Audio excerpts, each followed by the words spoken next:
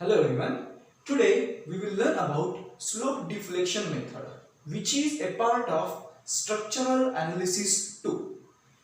This method is used to analyze continuous beams and frames. These continuous beams and frames are indeterminate.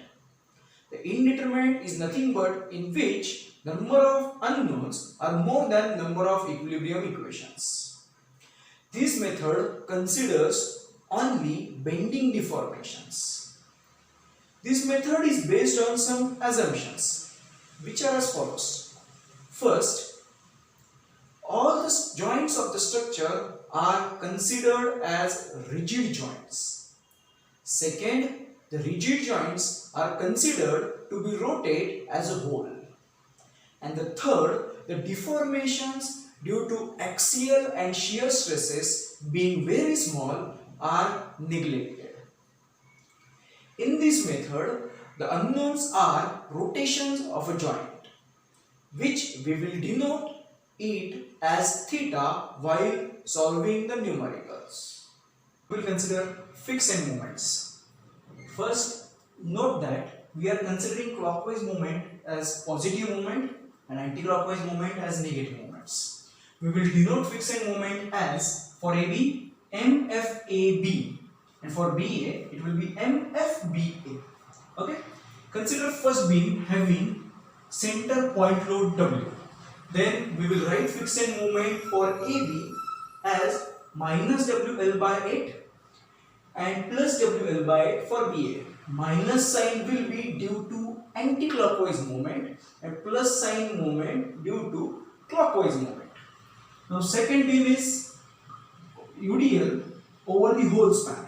So fixed moment for AB will be minus WL square by 12 and BA for it will be plus WL square by 12. Now consider a beam which carries eccentric load W, which is at distance A from end A and distance B from end B.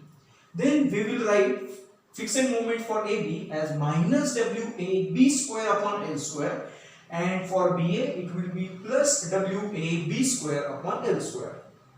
So how to remember this formula? It's a simple trick.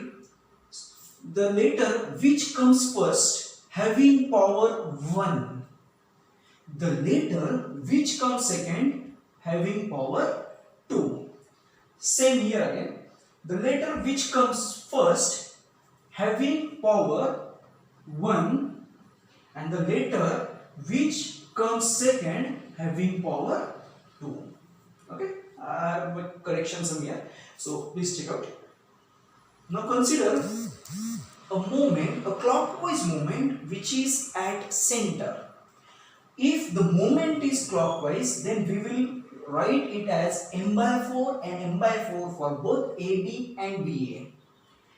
And if the moment is anti-clockwise, which is also at center, then we will write it as minus m by 4 minus m by 4. So our next beam is a beam, fixed beam, which consists of eccentric moment, which is at distance A from end A and distance B from end B.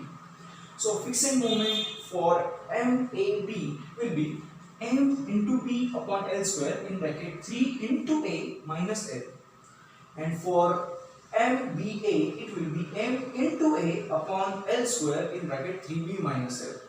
We are giving positive signs because of this clockwise moment. If the moment is in anti-clockwise direction, formula will remain same with opposite signs. So next fixed beam will be consist of uniformly varying load. So fixed moment for AB will be minus WL square by 30 and for BA it will be plus WL square by 20. So these are some formulas which we will require to solve slope deflection problems. Now we will see how to write equilibrium equation. For that, consider a continuous beam ABCD whose end A and end D are fixed supports.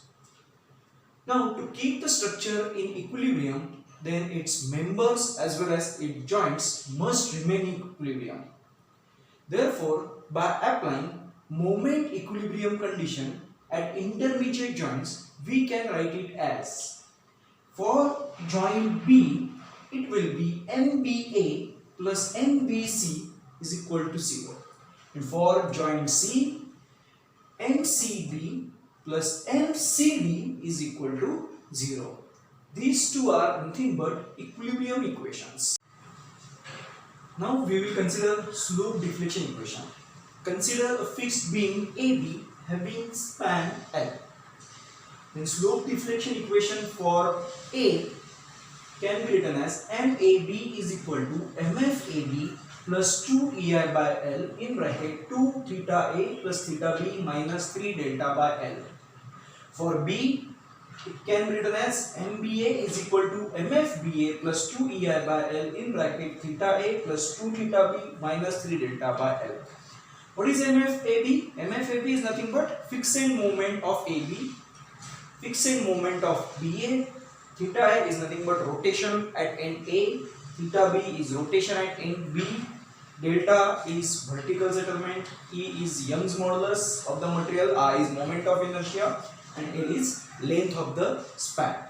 So slope deflection equation along with equilibrium equations are sufficient to evaluate the values of unknowns.